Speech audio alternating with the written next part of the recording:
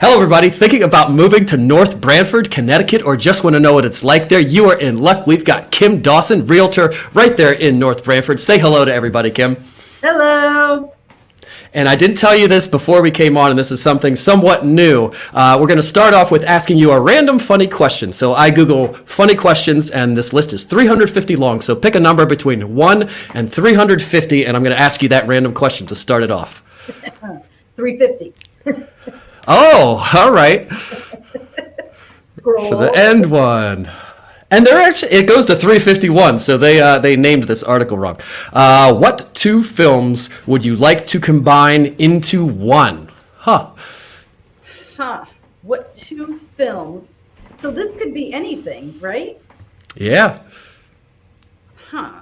Let me think about that. So I'm not a big movie watcher, but I'm more of, I was, especially back in the 80s, it was like sitcoms.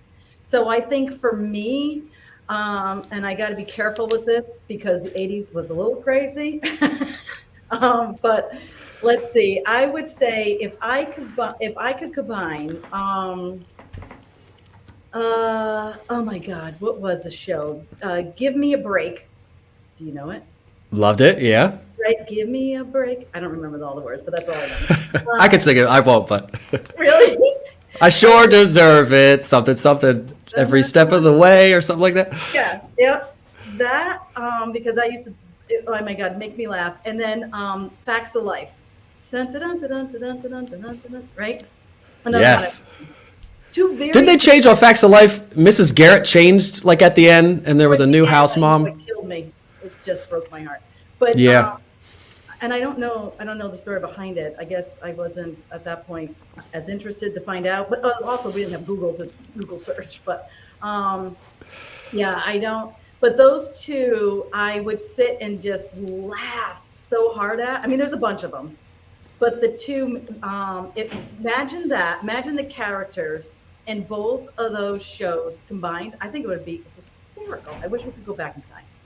Oh yeah, I feel like the Facts of Life, the mom, she was the one that needed a break. Or no, in Give Me a Break, it was the mom that needed a break. I think hers, the house mom, would be super great. The house mom, she was outstanding, right? She was so funny, and it was awesome. So I think that if it was her, and then into with whatchamacallit, Facts of Life. I mean, oh my God, yeah. So that's what I'm doing. Yeah, that'd be great. I think if my kids were putting two movies together, it would be Frozen, or at least the girls. And my son kind of likes it too because he's forced to shovel it down 24/7. Frozen, and then maybe like Charlie and the Chocolate Factory or something. Oh so like a candy version of Frozen with like candy powers. Yeah, Charlie. Oh my God, that was a good one. That was definitely a good one. We all wanted that golden bar. Oh yeah, it was kind of creepy though. If you watch, especially the old one, you watch it, it's kind of scary, kind of creepy. I don't know if I would want to watch it. At least my 4-year-olds, I think they would be creeped out by it. But yeah, all right, thanks for humoring me with that random question. That was a good one. I've never heard one even remotely like that. This is Want to Move There, the show giving you the information you need to decide whether or not you want to move to a different area. I am your host, DerekBicksler, realtor of 15 years right here in central Pennsylvania. Reminder to hit us up in the comments and say hello. Tell us where you're watching from and ask any questions if we don't see it while we're going along here, which is entirely possible because there's a lot going on here and I don't really look at them. So if you ask a question and we don't see it while we're going along, we will come back and hit up your comment and make sure we reply to it. And check out all the replays on YouTube, Instagram, LinkedIn, Facebook, iTunes, Spotify. So audio, video, wherever you like to get your content, however you like to get your content, it'll be sitting there waiting for you. And you can binge out and learn about some of the other areas we've had on as well. And without further ado, we will bring back in Kim Dawson, Realtor. And while I bring your bio up, tell everybody the last movie you watched. Last movie I watched was, let's see. Oh, I know what it was. It was an animated movie. Oh my gosh, what the heck? With Their Thoughts. On Netflix or in the theater? No, it was Netflix. Sing. It wasn't there. So now two things. It had nothing to do with thoughts. But Sing was the most recent one because the one before that, I can't remember. It was more of emotions. That's the one I was thinking of first. but I did see Sing after that, and I did go to a movie theater and see it. It's a movie theater that's actually closing. That's in the surrounding town, nearby town.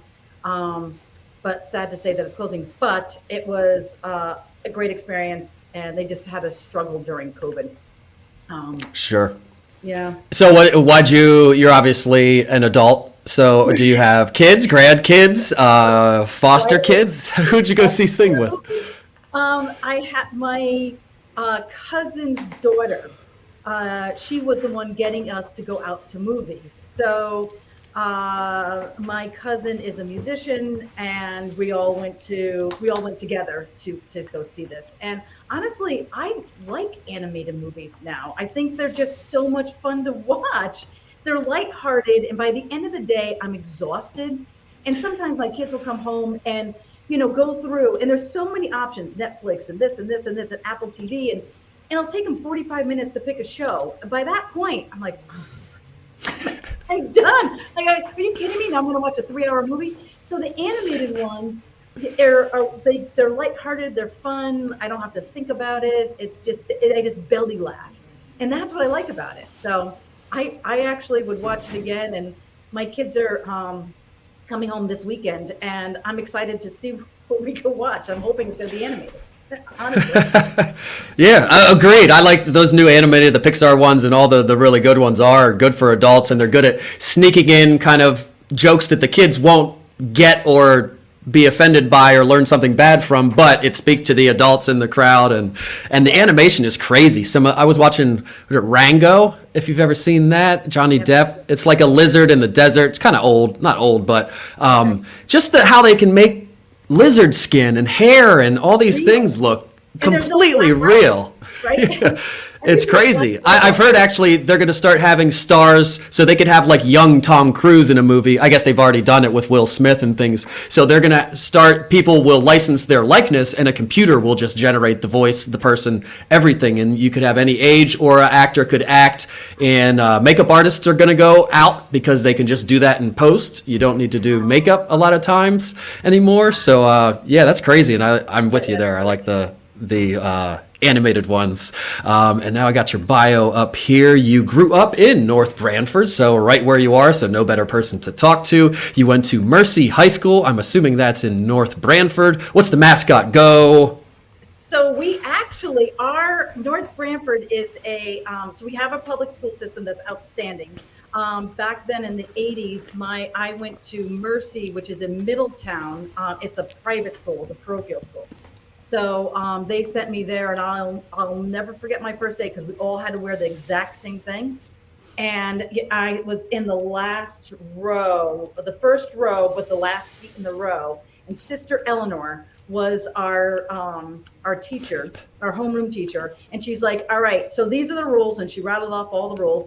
And then she said, if you don't like them, you have 5 minutes. There's 5 windows and 1 door. Go.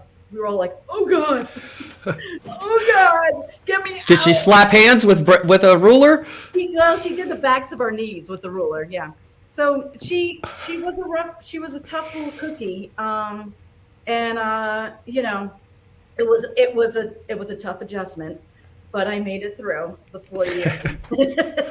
So when you have a uniform for schools like that, does it depend on how many uniforms do you get? Are you re-wearing the same one every day? Do you have 2 uniforms? Yeah, does it depend on the parents and how many you can buy, as many as you want? How does that work? Exactly. We had to buy them. So I think I had a few, but I had some favorites because I like the worn-in ones. And we weren't allowed to have pockets, but I slit holes in the side and put a handkerchief in, and to create pockets. So they let us slide because a lot of us did it. We weren't allowed to hem it, or we had to be at the knee, and our socks had to be to the knee. So how they would test it, the length of our skirt, is they say drop to your knees, and if our skirt didn't touch the ground, we get detention. So yeah. Huh. Yeah. That stuff would never happen these days, I guess. Drop to your knees and show me your skirt length. Yeah. We're like, okay, sister. Yeah. Maybe just use a ruler or something. Yeah, no. Not that. Yeah. I would have been like Will Smith, if you ever watched Fresh Prince, or the new Fresh Prince, I guess, Bel Air. And then the last episode I watched, they finally broke out on the new one where he decides to turn his jacket inside out, and the real fancy, crazy lining is on the outside. So he's cool and walking around different, but technically he's wearing the uniform, so they couldn't stop him from doing it. That would have totally been me. Yeah, we definitely did what we tried to break outside that box often, but we got caught just about every time. And then we went to college at Johnson and Wales University. Where's that? Yes, and Providence, Rhode Island. So I am a former chef by trade, and that's what the school is for upcoming up and coming chefs, and it was for hotel restaurant management as well. So I graduated from there and headed out west, thinking I was looking for something great and huge and dying to get out of. And Providence, Rhode Island is a beautiful town. Don't get me wrong, but for me, I just was ready to go from the East Coast. I was ready to explore, and ended up in Boulder, Colorado for some time, and started working all over the place. I was in the kitchen, and then I was waitressing at night and cocktail waitressing, and I had like catering early in the morning, and I was doing everything. I would cater early in the morning, and then I'd go to the restaurant and cook, and then I'd cocktail waitress at night. Until I landed my big job, at least back when I was in my 20s. I was the head chef at Copper Mountain Resort, which was fabulous for me because we got skiing passes. So we had this little pass, and at any time we could leave the kitchen, or we kept our skis right in the kitchen. So we grab our skis and we go to the front of the line, we get a run in and come back to the line and cook. So it was a fun job. It was a fun job. That sounds super awesome. At 20, whatever it was, 22, something like that. So, yeah. So how long did that last? When did you come back, and why did you come back? I came back because there was a combination of things. I wasn't in the best of best relationships, and it was time for it to kind of expire. And my family, everybody's back here, and I was just missing so much of all the things and everything happening. And so I came back, and it was it lasted, gosh, I guess just a couple of years. It was a fun run, and I'm glad I got the opportunity to do it. It opened the door for me to have a lot of confidence to do other things and expand my career. So it was good. It was good. And then did you cook when you came back? Oh, I did. I had about 3 jobs that I was juggling, in the kitchen, prepping in the morning, and then I was cooking during the day and on the line during the day, and cocktail waitressing at night. So I held 3 for a long time. It just kept me busy. I'm the type of person who needs to be busy, which is why real estate is so great for me. Yeah. And so many different things too. So us, like me with ADD, and I like jumping from I almost have to jump from thing to thing sometimes. So having lots of things kind of works out with that. Burnt out fast, right? So I go, oh my God, all right, I'm done with this. And then it's like, okay, on to the next, You're rejuvenated. So what's your favorite thing to cook right now? So now I really just cook for my family, and I love seafood. So I end up wanting to gear towards cooking seafood a lot because I love eating it. My husband is a little bit pickier than I am. I like to explore, and I'm adventurous with food. One of my kids is adventurous as I am. The other one is not quite as much. So it works. It's a nice balance. When we're all together and we decide to order out, it's my daughter and I go to one spot, and my husband and my son order from somewhere else because we want completely different, they're like, we'll get pizza. We're like, oh no, we want pie, So it's just, we have different views. But for cooking, I honestly love cooking it all, but I really love seafood. I absolutely love all kinds too. Just love cooking seafood. So you mentioned your kids, and they're twins. So how does that work out? Being a twin and the same exact age, they're different sexes, I guess, but that didn't affect what they like. So they like different foods and different things. 2 totally different kids. From day one, it's so crazy because I even remember yeah, them in their bassinet, like just tiny, tiny infants. So they would, they'd suck each other's toes because they'd sleep opposite of each other. And then as they finally broke away and were in their own cribs, I remember my daughter was like built. I'm like, what is she doing? Push-ups in there? Like, what's happening? Like, what happens when I walk away? And then my son was just the most relaxed, like, hey, what's up? Peace, relaxed kid and just chill. And my daughter's like, and to this day, that's kind of how it is. Like, he's very chill, relaxed. It's fine. It's okay. And my daughter is a bit more, regiment with her, even her routine and doing things. It's similar to me, where we're kind of stay on a routine and doing things. Where my son doesn't really care about the routine. He's like, yeah, whatever, I'll get to it. I'll do this, I'll do that, and I'm okay. He has his own schedule and it works, because it works for him. But it's funny, completely different kids. And I never thought there'd be a difference between the two of them. I thought they'd be pretty much exactly alike. And then even the whole boy-girl thing, I was like, whatever, we're all the same. Like, nope, no, we are not. Yeah. I have younger versions of yours. So yours are 27. I don't know if we mentioned that. And mine are almost 4, but mine are almost exactly the same. The boy I liken it to kind of a dog. The boy is a dog and the girl is a cat. And the cats are always kind of like got an attitude. They snap quickly. If you tell them to do something, they're like, get out of here with that. But then the puppy, very good. He listens pretty well. He's always just kind of like, whatever, I'm happy. He's always happy. Never really an attitude. Goes along with things. A lot more laid back. And she's totally miss attitude all the time. And no reason for it. They both got parented the same. Like you said, you figure they're going to be the same, but they're completely different. Completely different from birth. And even pictures. I have a picture. I have them hanging on my wall. One of them's like, my daughter's like, what?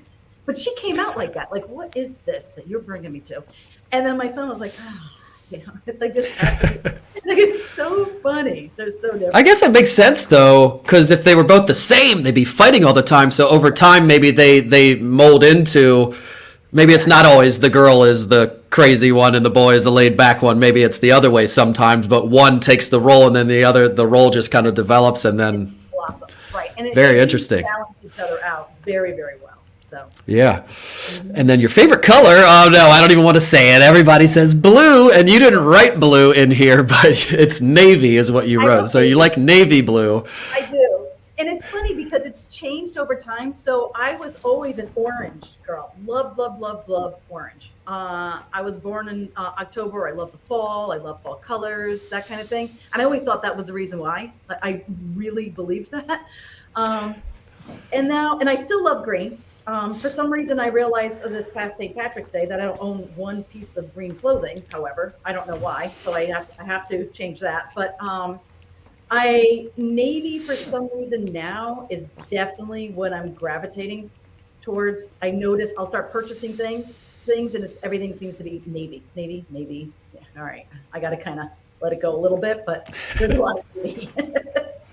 Yeah, I like that though. You were practical about your answer to it, which a lot of like my official favorite color is red, and growing up it was always red, and I would still say maybe red, but really if I looked at what clothes I buy and items and the color I pick all the time, it's usually black or white or something plain. So I like how practical you were about it, and you were specific about the navy version of blue. And then under favorite food you put love it all, and obviously you're a food expert, and you said you like seafood. Is there certain fish, or do you like shellfish, or what do you like? What's your favorite if you had to pick one thing? Quite fluffy. So, sea bass, haddock, scallops I love. That kind of thing I'm really fond of, and I can eat a ton of it any day. As soon as you say sea bass, the only thing I can think of is Dumb and Dumber, if you've ever seen that movie. Yeah, well, it actually tastes really good. I'll take your word for it, because I'm like your son or your daughter, whichever one does not like the seafood or is not a big fan. That's the one I am. No, oh, really? Well, that's because it wasn't prepared properly for you. That's how I sold my husband. Because when I first met him, he wouldn't eat anything green, for one, or seafood. So I made some guacamole, and he was like, oh no, just try it. Worst case scenario, just spit it out. Like, just try it. And he loved it. and he still now he eats a lot of it. And then, well, that's not all he wants, but he eats it willingly. And seafood he loves. It was the same sort of thing. I think I started with scallops with him, and he thought of it as being like it would smell or taste fishy or slimy. And I said, I don't know who cooked it for you, but it was the wrong person. Let me show you how it's done. And I made it right. So sometimes it could be where you're getting it, how it's being prepared, or maybe you just don't like the way it's being prepared. I always say, our taste buds change all the time. That's right.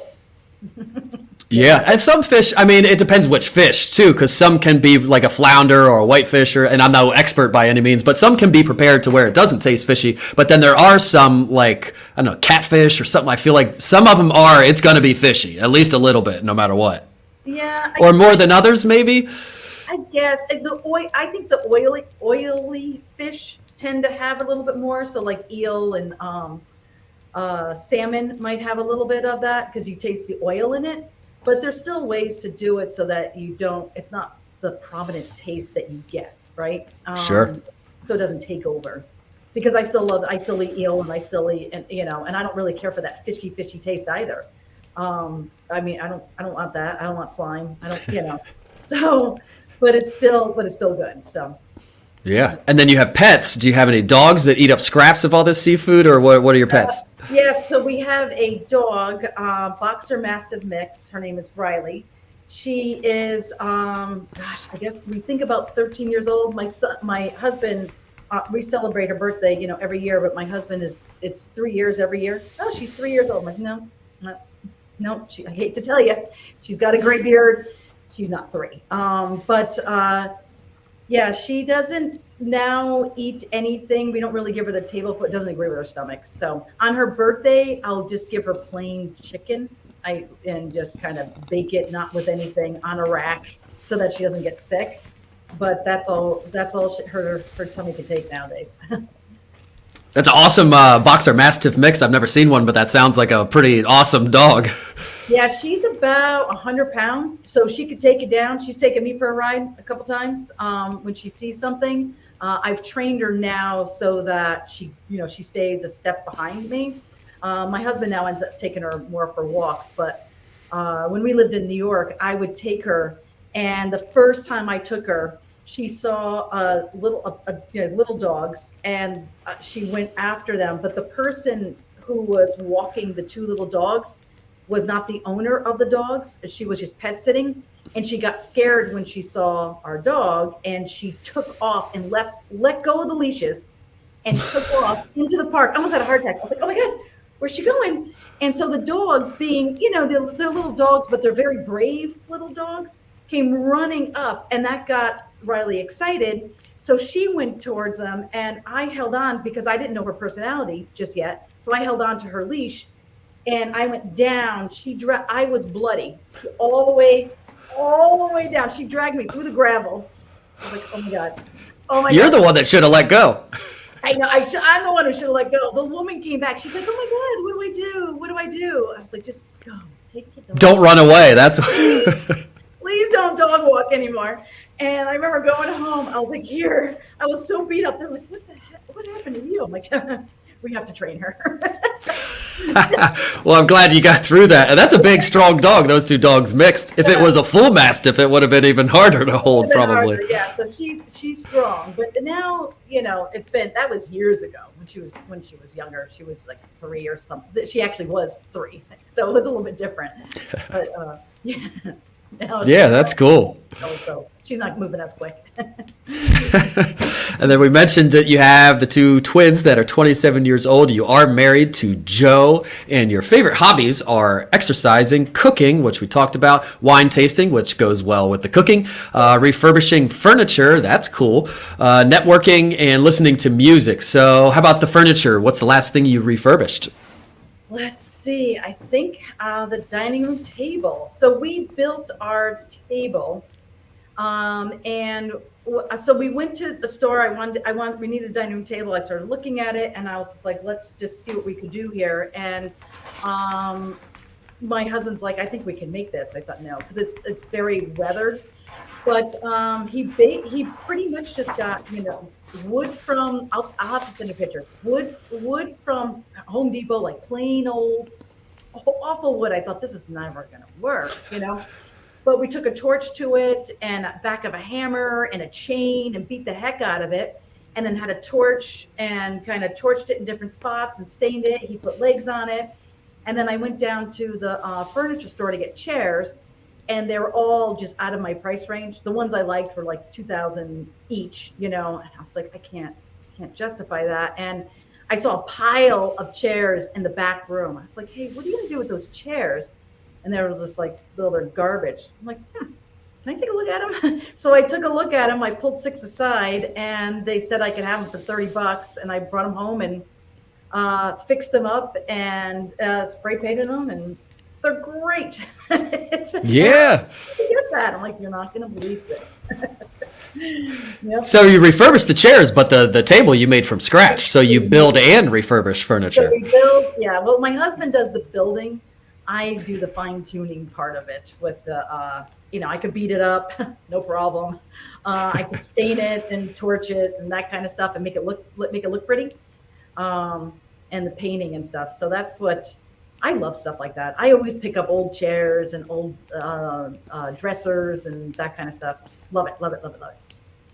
Yeah, I like some old stuff too. I'd rather have that than something from IKEA. And I always liked, if you ever watched Friends, they always had at their table, they had like 6 completely different chairs, each one unique. I always thought that was kind of cool too. Yeah, that's what we have. They're all different because I got it from the junk pile. Oh, so when you got them, were they all actually different, or were they all the same and then you made them kind of different colors or something? No, they were all different and just beat up. So the color of the chairs are now all the same. They're all black, but the styles are all different. I like it. Yeah. For us was keeping the height the same, so we had to adjust the heights because I wanted the height so it wasn't like up, down, all the way around the table. But that could be fun too. Hey. Yeah, and I think older chairs would be lower than newer. The newer it gets, the bigger stuff gets. In old houses even, we'll talk about that maybe, old houses. But in old houses, I find the light switches and doorknobs are like a foot lower sometimes. They are. They absolutely are. And although they're usually really cool doorknobs. I love those old doorknobs. Yeah, for sure. If they work, or if you can get them into working order. So that's a good segue. Let's start talking about real estate and where you are and everything. I will bring up the map here so that everybody knows where North Branford is, and I will zoom out because it could be anybody over the globe watching this. So here we go, our handy dandy Google Globe, and you can see the pin there of where it is on the northeast of the United States, and Connecticut is right above New York, right beside and above New York, I guess, and below Massachusetts, and then North Branford is near New Haven, and kind of near the coast there. I guess south is where you would get to the water, and it is 48 degrees there currently, a little bit colder than here. We're probably about the same. Similar climate, probably. We're feeling warm, honestly. Today was one of the warmer days. The sun is, I'm looking to the left because I have a window there. So there's, it is, the sun's supposed to be coming out. We had a little rain last night into the morning, but we're supposed to get up to 62, which is fabulous for us. This time of the year, then it's supposed to drop again. And I think by Saturday, it's supposed to be cold again, but hey, that's okay. That's the weather we have here. That's how it goes, especially this time of the year. You never know. You have to layers. I always say layers is how you dress, and it's all. You'll see what happens when you go outside. And I'll bring up the aerial view, and maybe we can see where greenery is. What's the landscape like up there? You're probably similar to here. It's not, south. We're looking at palm trees and the grass. Sucks compared to here, frankly, to me. But up there, you're probably similar to here. Lots of grass and rolling hills and that kind of thing. Right. We have rolling hills. We have a lot of farmland. So there is some flat land. We have some mountains that run straight through the town. We have a lot of lakes. And what you're looking at there, I think, is a big reservoir. body of water, is one of the reservoirs back here. But yeah, and a lot of trees. So I often wonder when sometimes people move here, they'll knock down trees. It's like because they come from cities. I'm like, well, we don't have pavement. There's trees. You gotta embrace them. They're here. I love it. I love the trees. I love the fall and just the smell of the air. So you gotta embrace it. Yeah, agreed. I never understand somebody, they get this 5-acre lot and they just plow it and then have grass that you have, number one, have to mow all the time. Number two, nobody does anything with the yard these days. Nobody's active. They're not having big parties or four-wheeling, or they're not doing anything. It's just this big yard for no reason that they have to pay somebody to mow. Or it could be woods or trees and climbing things. I never understand that. So I'm with you there. And we're surrounded by woods because we're on the end of a cul-de-sac. So we have, the property, there's like a reserve back there, so nobody could build there. But I mean, and we do get a lot of four-wheeling here, and people still get out and go four-wheeling, but they go in the woods, right? Well, they practice. So you see beginners on the street, like with their dads and stuff, and then they as they upgrade and progress, they go into the woods. But I mean, that's what we grew up doing: four-wheeling in the woods, bonfires in the woods. That's what we did. We didn't have anything else, and I got to tell you, it was a lot of fun. Yeah, I feel you. It's fun, and whenever I feel like people from the city visit that kind of stuff, they also feel the same way. Whoa, this is awesome. Yep. Totally. Yeah, and it's a pretty small town, so you're out there you're the country of New Haven. Would New Haven be like the closest big city, and people that aren't buying there or want to live in the country, they come out to North Branford? Absolutely. And a lot of people work in in New Haven, and we're only 15, maybe 20 minutes on a bad day into New Haven. So it's an easy ride in, and we have some great restaurants up in here by us between North Branford, Branford, and Guilford. But there's also some great restaurants, of course, in New Haven because it's more of a city. So there's other options down there, and then the theaters and whatnot. So there's plenty to do. And even the town itself is always throwing off stuff between now, like this time of year, Easter egg hunts and just different things for families to participate in. And it's a tight community. And I say this all the time. So anybody who knows me knows I say the same thing. It's our community is such a strong community. I mean, the people they're there for you no matter what. They'll be there, and no one talks about it. No, it just happens. If someone needs help, they're going to be there, and that's just how this. So somebody's who owns a store owner, their house burnt down, and the whole town pitched in to help out, and it's a great community to live in. And the people are unbelievable. It really is. I mean, I don't even know how to explain it. You'd have to just see it. Because I tell people, and I remember there was a new business owner, and I had said, you're not going to believe, like, the people here will support you no matter what. So trust me, if you're having a bad day or you don't like something, do your best to play nice with your neighbors because they will support you. I swear to God, right? And so she's like, yeah, okay, whatever. And somebody had walked in and said, excuse me, are you the owner? And I just wanted to say that this was outstanding. And I'm going to tell everybody I know, this is unbelievable. I'm just so happy you're here. And she walked out, and the owner of the store was just like, I swear to God, I did not want that. I swear to God, I told you that's how they are. And I don't know who she is, but I swear that's exactly how it is here. We have a great community. So good people. Yeah, and that's something you can find in smaller towns. You can get that. In a big city, it's kind of hard to have that kind of community. You have to find a community within a community, maybe the church you go to or a club you're a member of or your block or whatever the case may be. I live in Boiling Springs here in Pennsylvania, and it's the same thing. It's this little Appalachian Trail community. The downtown is actually called a village, and they have their own civic organization, and there's only a couple restaurants, and everybody knows the owners of those restaurants. And something just burned down, actually, a historic building right next to our lake, which will get rebuilt. It's an investor, and he's making out, actually. He's getting a brand new 8-unit building because it burnt down, and nobody was hurt. I will add that too.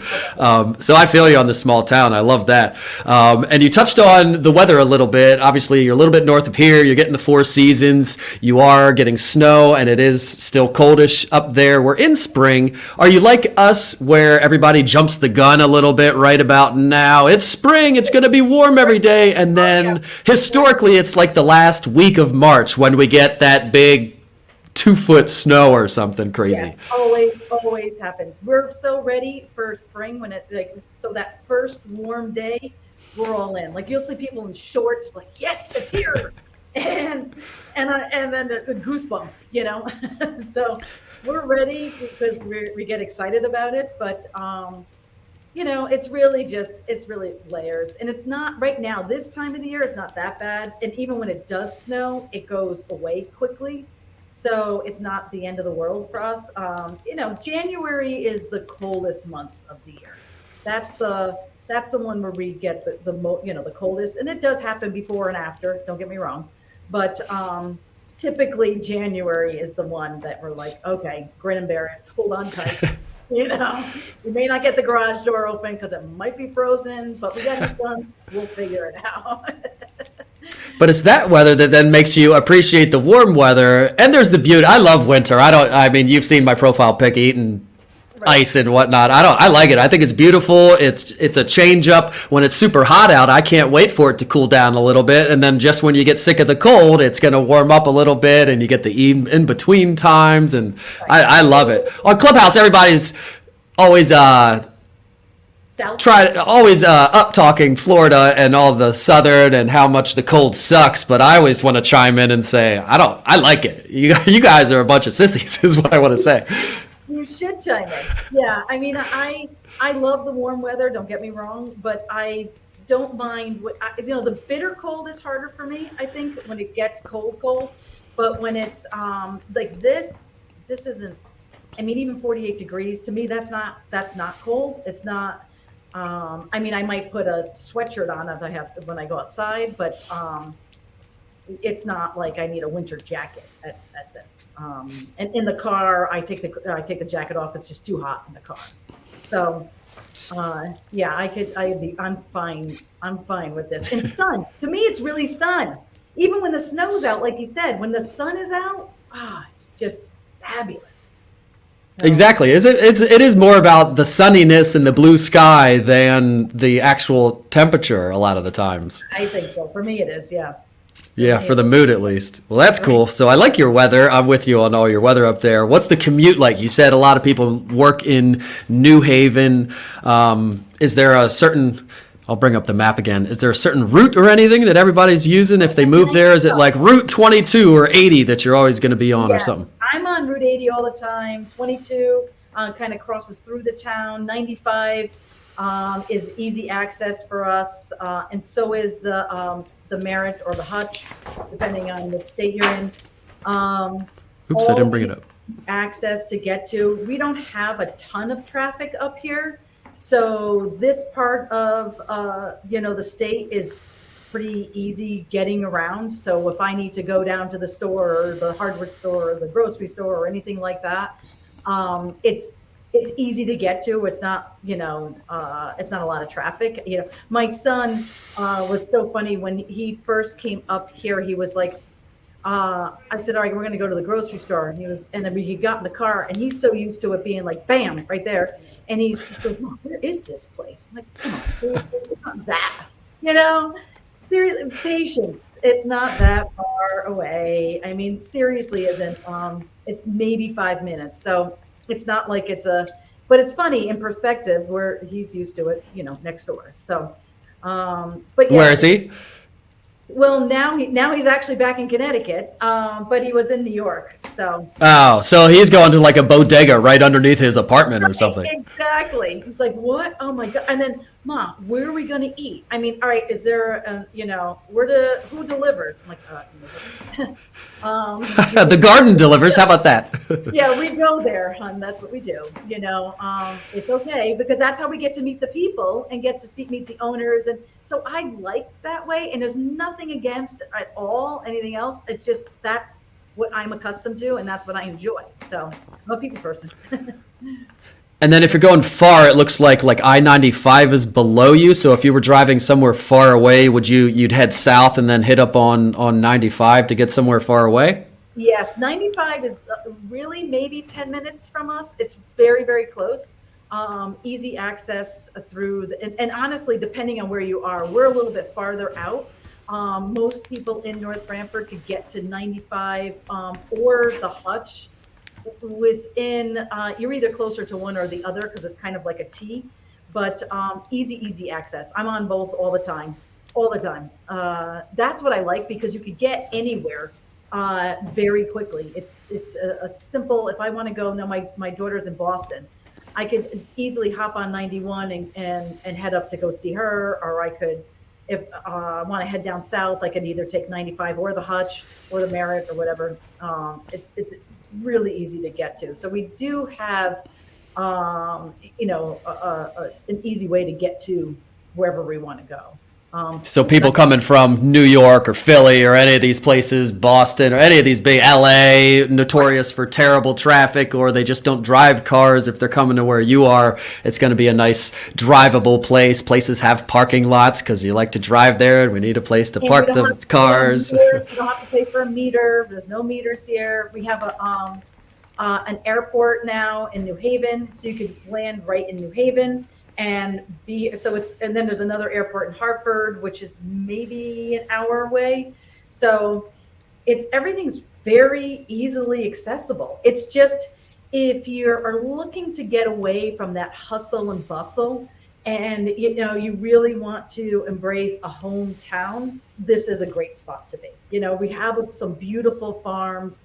We do have manufacturing here and on that as well. We have some beautiful boutiques. But we have vineyards, we have breweries, and yet there's about, I don't know, maybe 18,000 people.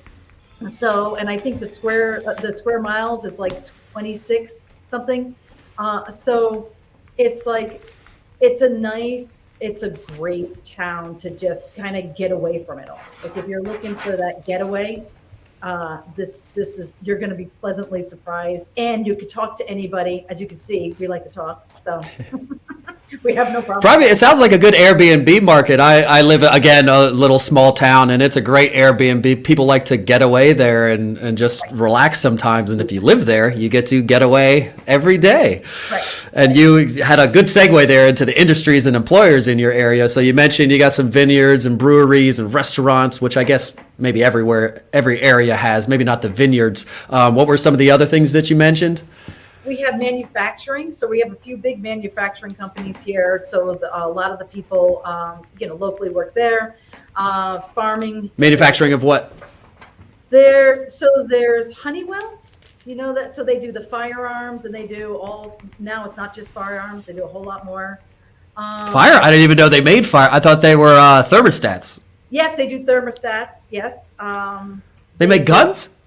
I don't even know. I'd have to look up exactly what they do now, but they do. I mean, a little bit of everything, but they have one of their, whatchamacallits, their headquarters is here. So they're here. It's a big, huge company.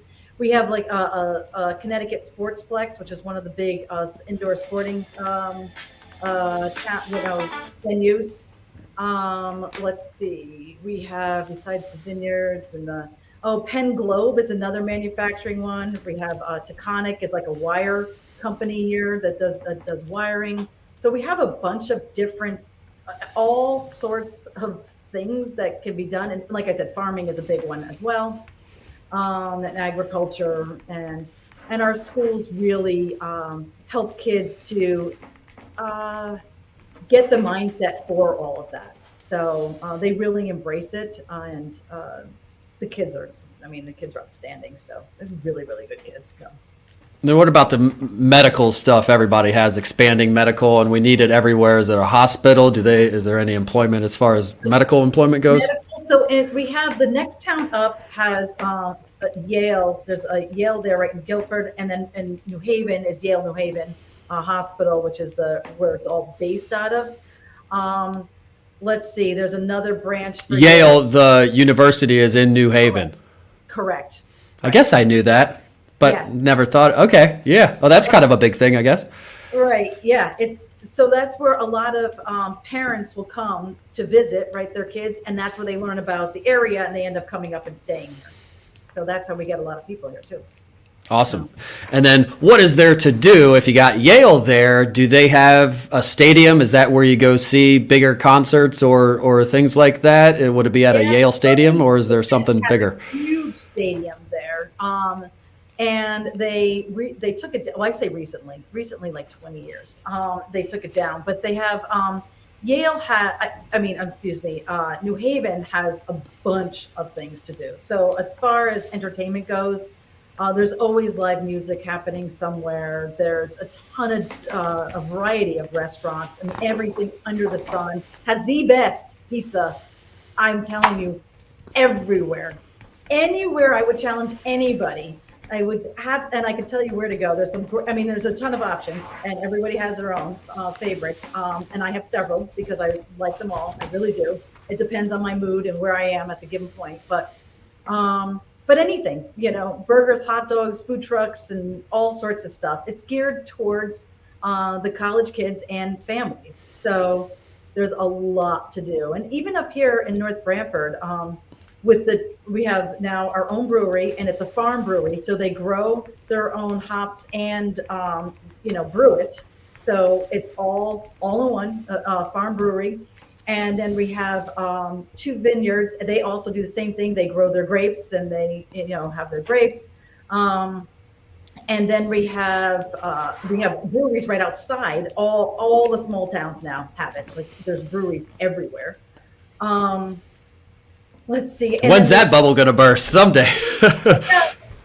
I'll tell you what, we don't mind it. So, and we get the pleasure of stopping at all of them and seeing them all. And they're all local people. Some of them are farmers. We know them. They're all, so why not? Actually, all of them are farmers. So they support our town, and they're there for you. I always say our farmers are people that they're there for you, and you have to talk to them. They'll be there. They'll help you, and they feed us. They take really good care of us. So, but yeah, and we have the ice skating rink. That's on Northford Pavilion. It's a huge pavilion in Northford that hockey teams and just free skating, and there's a lot to do. And Is hockey big up there? Yeah. Oh yeah. Hockey, The closer you get to Canada, the colder it gets, I guess, the more Right. into hockey people get. Hockey is huge here. So is baseball and football. Don't get me wrong, but hockey is a big one. Actually, at the Sportsplex, they have an indoor dome where you could play baseball, and then they could have, and then they have all the fields and soccer fields and baseball fields, and it's huge. It's a huge piece of property. It's pretty cool to see. So That's awesome. And then what about like Labor Labor Day fireworks, or just 4th of July, or arts fests and like the pop-up festival kind of things? You guys have that? Yes, so we have the 4th of July always is huge. We have, let's see, the lighting of the Christmas tree and things like that everyone gets together. There's usually something going on all the time. There's always something to do. And it's always funny when I hear somebody say, well, gosh, I have nothing to do. Oh my God, are you looking where I'm looking? Because the problem is what to choose, where to go, because there's so many options. So it depends on where you are in life as to which one you choose to do, pretty much. And then do you drop anything on New Year's? I always like to ask this. In Mechanicsburg, where I went to high school, they drop a wrench. In Harrisburg, the capital of Pennsylvania, they drop a strawberry. I guess we grow a lot of strawberries around here. And then in Dillsburg, they drop a dill pickle. So do you guys drop anything special? We don't drop anything, but I might have to propose it. I love that. So we have we're known for our sunflowers. And every year, our farmers, and now the whole town gives out sunflower seeds. So you can go to the town hall and get sunflower seeds for free. And they encourage everybody to plant them everywhere so you can see it everywhere. And then our farmers plant them too, rows and rows and rows of it. So as you're driving, people pull over and take pictures and run through it. I mean, if you see any of my social media, you'll see us, my daughter and I, like, hey, jumping through. And it's something fun to do. And the sunflowers, I mean, they're huge. They grow up past you, right? So they're almost looking down at you, but they're gorgeous. They're just gorgeous. So maybe we drop sunflowers. Yeah, I think you should initiate that. That'd be awesome. You probably have to get a big fake one because it's cold and it'll dry. Just a big giant fake one. Otherwise, I'd have to do something with, we drop a hay barrel, a barrel of hay or something. I don't know what else it could be. Yeah, a pile of corn. Corn and soy is what we got. A bunch of pile of corn and soybeans. Oh, the corn here is so good. Oh my God, in August when it's time. Oh my God, it's so yummy. Well, that's good because most of the corn we grow is for cows. So, or maybe they grind it up or something. Most of the corn we end up getting probably comes from Jersey or something. I would guess Jersey sweet corn. We got some good corn. Yeah. So what about vacationing? If you're driving to a vacation, you mentioned there's an airport that you can get out of Dodge if you want to go somewhere far. But if you're driving to a vacation, what would the go-to driving destination be? For me personally, or? Sure. I mean, up here, like the Jersey Shore is where everybody, that'd probably be the number one place where people go other places, but everybody's been to the Jersey Shore, and that if there is a go-to place, a lot of times that's it. Gotcha. So here we have the Hammonasset State Park, which is in Clinton, and which is 2 towns up, maybe 30 minutes away. And it's a mile-long beach, and you could go camping there, and you could sun, on the sand. It's gorgeous. So that would be one spot. Anywhere on the shoreline. I mean, we have so many places. The Thimble Islands. Oh my God, I almost don't even want to tell people about it. It's so gorgeous.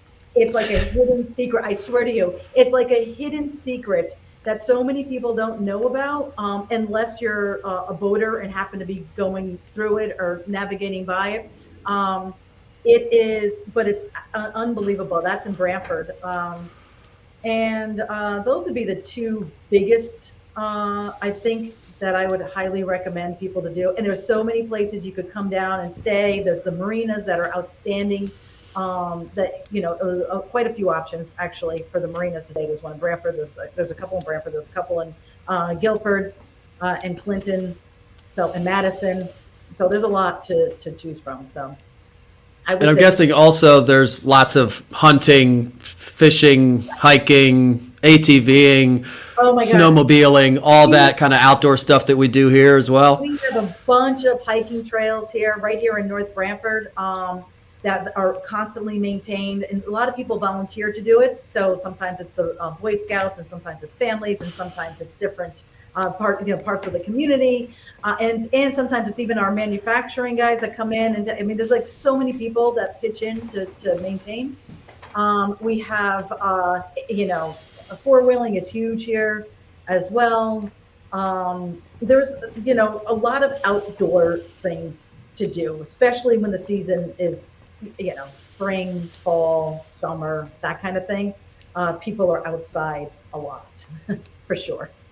I'm with you. I would never personally move anywhere. When we went to Sarasota for the clubhouse meetup, it's great and everything, but I just want somewhere to walk outside with some shade, with some foliage around me, and it just doesn't exist. And everything's flat, and there's those hills, and I don't like it. It's kind of like that out west too. Like I've heard people that go to Colorado, maybe you can speak to that. You've been to Boulder, where it's bigger, mountain is big stuff, but sometimes it's like when I was on the Pacific Crest Trail, is that what it's called? In California?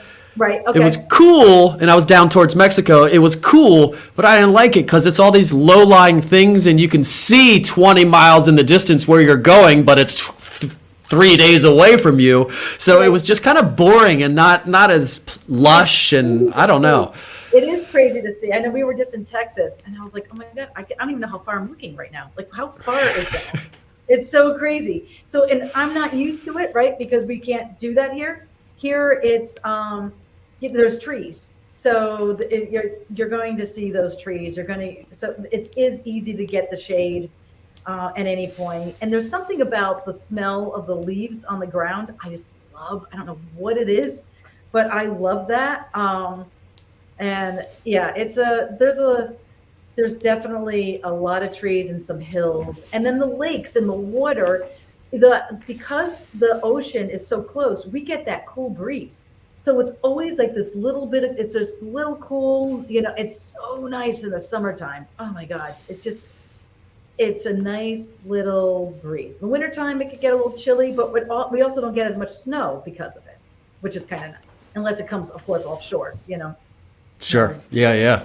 And so does stuff cost more when you get closer to lakes or bodies of water or rivers, or where does stuff cost more? Yeah, typically, yes. It's typically by the ocean, right? Is where, where people want to be, right? The more desirable places and the more desirable locations. So that'd be south of you, kind of Branford and along that southern coastline? Bit like east of us. So it's like, which is only about, again, maybe 10 minutes away. It's right next to us. So it is, that's where the prices go up a little bit. So in North Branford alone, you could probably get a single family home from 260. It's gone up a little bit, maybe 280 and higher. Some of the new builds are more along the lines of 5, 6, 7, somewhere in there. And would that 260, 280, is that like a detached home, 3-bedroom, a 1 or 2 car garage? Yeah, might have a garage. It might need a little bit of work, right? Maybe not quite updated. If you wanted something updated, same size, that kind of thing, it might go into the threes. At that point, 325, 350. The prices seem to be making a little bit of a change right now. I don't know if you know it's the same right by you, but it seems to be making a little. And when you mean when you say change, you mean a skyrocketing up towards the moon. Yeah, a little bit crazier. So this is what I've been trying to warn some of my buyers about. That they said, well, if you wait until the summertime, there'll be more property. I'm like, well, there might be, but there's also more buyers, which is going to rise the price up and make the price escalate. So right now, even though there's still competition, there's not as much as there's going to be when all the kids are out of school and now everybody can move, right? And people want. It's not going to change anytime soon. Anybody that's waiting for it, the only thing that's going to change is the price, and it's going to go up because the $100,000 house is going for $125 because they're going to pay over appraisal price, and then the next one that goes on the market after that one will be priced at $125 because that's what the last one sold for, and then those people are going to pay $150. So now in the course of like 6 months, you've gone from $100,000 to $150 for this one house, and that's happening with everything. So waiting for some crash is doing so just overpay now. It's not overpaying. It's what the market will bear. So you overpay now and you're still going to be in a good position. I tell everybody every second you wait to not buy, and I don't care what you buy or inspections or no, buy real estate because it's only going up and it's not changing anytime soon. It's a great investment. So it's not going down.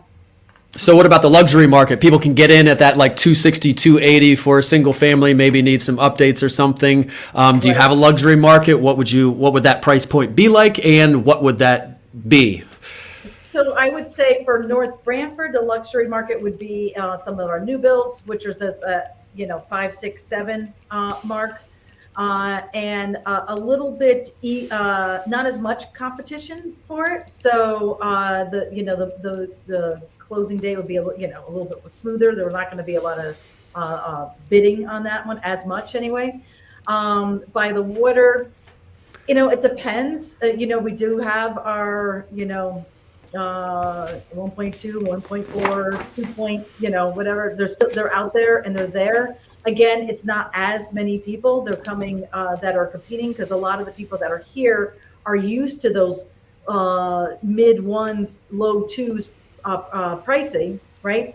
And so they're now have expended their time and looking for something else, thinking that they're still going to find that, and are kind of getting priced out, saying, wait a second, it's not there. And now, like I said, so about 260 was good in December. So we've already passed that. Now we're at like maybe 280, 300.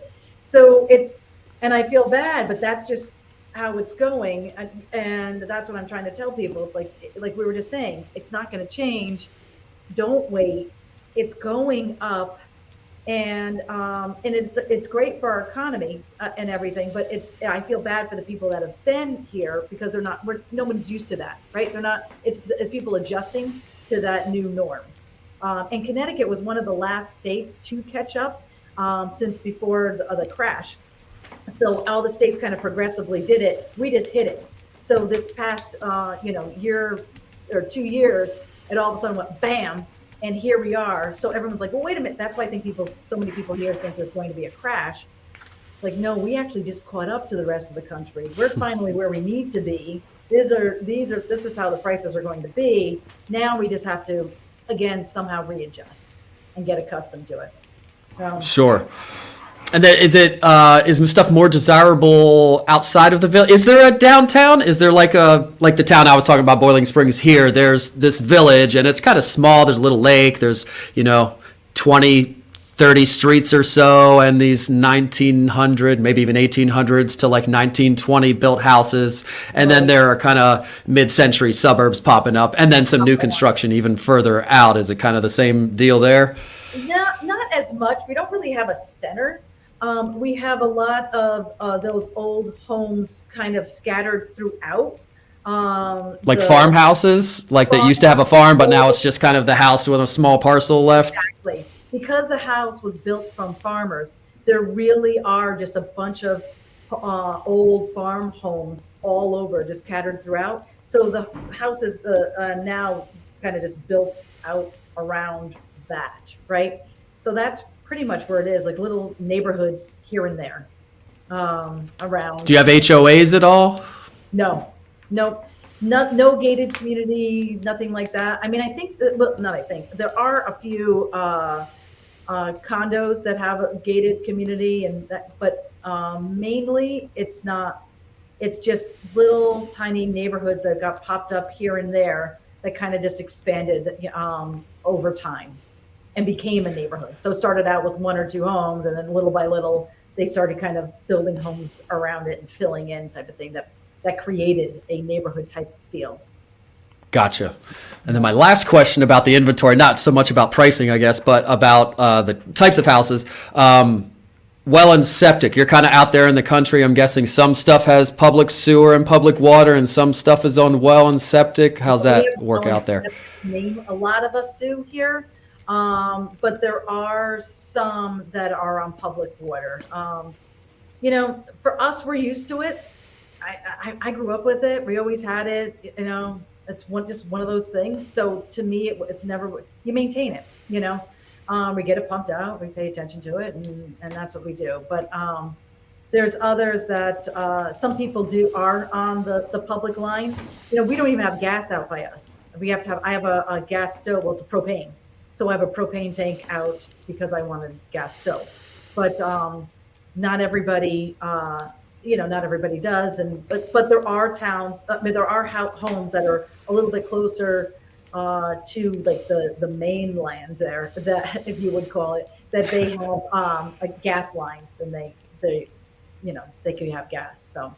And you have cell service most of these places, I'm guessing. I'm sure there are some that don't, but mostly. And then also like high-speed internet. Because I know here sometimes, I actually had one under contract not too long ago that it was this awesome house. I mean, we were baffled as to why this thing didn't sell and why it was still sitting here and why it was so cheap. We got it under contract and got into it and realized there's no cell service, which we already kind of figured that out. We're like, all right, as long as you got Wi-Fi once you get to your house, that's fine. And then they went to set up their utilities, and no Verizon, no Comcast, no nothing. You had to get satellite, which is not, you can't stream on a satellite dish or anything. So how does that, you have high speed most places? We do. I mean, it's give or take, and there's days when it's gloomy and that it doesn't always come in.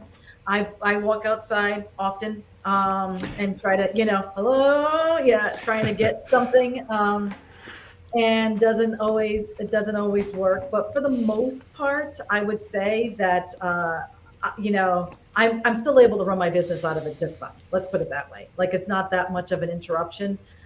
It's a handful of times that it does happen.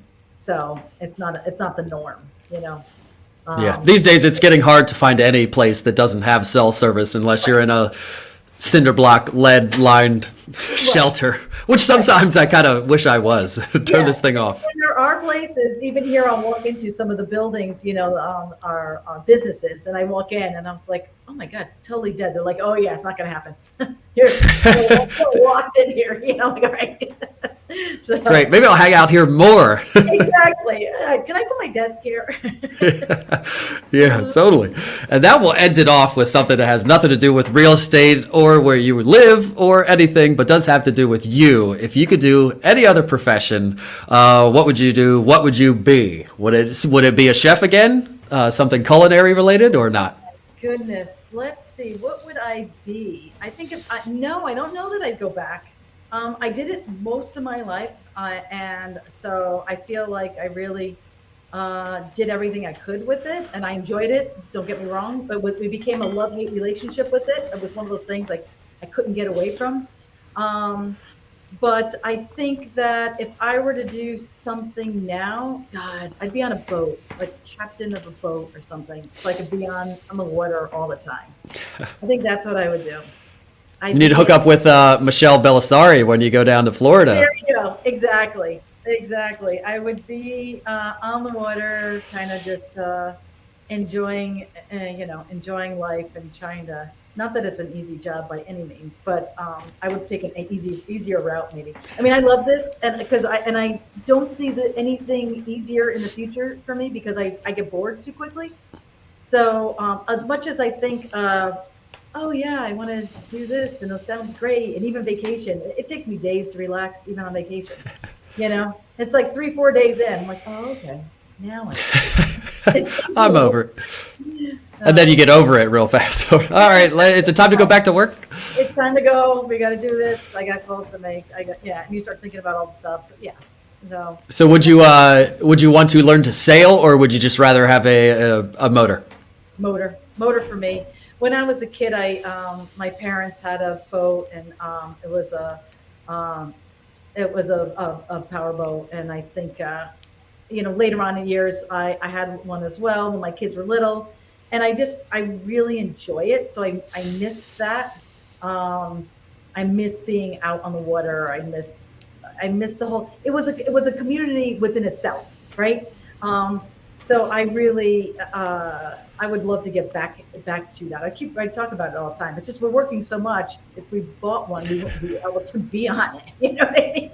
I was going to say, it sounds like you're talking yourself into buying a boat. I think you should go buy a boat and commit to going on said boat at least one time a week or something. Yeah, we'll go to the boat shows, and when we're there, I'm always just like, oh my God, yes.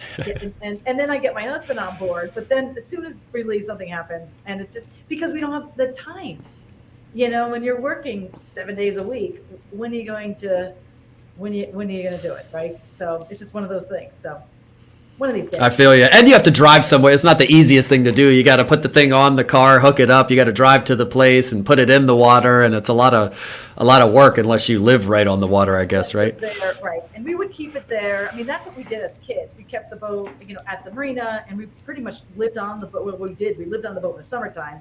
And then we'd come home during the school year. But, and even then, in the wintertime, I remember going down to it with my dad and sleeping on it in the wintertime and everything. And so it was just part of our life, but still, it's not like it's a quick, okay, let's go for a quick ride. It just won't happen. So one of these days. One of these days, it's gonna happen. I'm going to check in next time I talk to you. I'm going to ask you if you're looking for a boat. So let's tell everybody where they can find you. Say your phone number, your email address, and your website aloud. So if anybody's listening, they can jot it down. Excellent. So it's Kim Dawson. I call myself Coastal Kim. And my phone number is area code 914-224-5060. I know it's a New York number. It's left over from when I lived in New York, but I am in Connecticut now. And my email address is Kim, KIM _ Dawson, DAWSON, @ Calcagni, CALCAGNI.com. And email address is calcagni.com. So it's CALCAGNI.com /agent/Kim Dawson. That's it. You can find me anytime. Another thing I'm going to hold you to is you're going to go to GoDaddy after we hang up and buy KimDawson.com, and you're going to forward that to this place. So every time you tell somebody where to find you, you can just say KimDawson.com or TheKimDawson.com, since that seems to be a common name. Yes. If you need help, I'll help you with that. So you guys can reach out to her. Definitely, if you're moving to North Branford or New Haven or anywhere around there, or anywhere in Connecticut for that matter, she can hook you up with an agent near where you're going. Or if you're just visiting or want to hunt or fish or hike or anything in her area, sounds like a nice place, you can hit her up as a tour guide. And contact me if you need to buy or sell a home here in central Pennsylvania or anywhere around the world. Like I always say, we have this vast network of real estate agents and lenders and insurance people and all these people all around the globe ready to help you. So just reach out to me and I can hook you up with somebody good. You can call me, text me, email me, throw a rock through my window, send a carrier pigeon, whatever you need to do. I want to hear from you and help you do whatever you need to do. Thanks for watching and listening. Thank you for being here, Kim, and say goodbye to everybody. Yes, thank you. Bye. Hope to hear from you soon.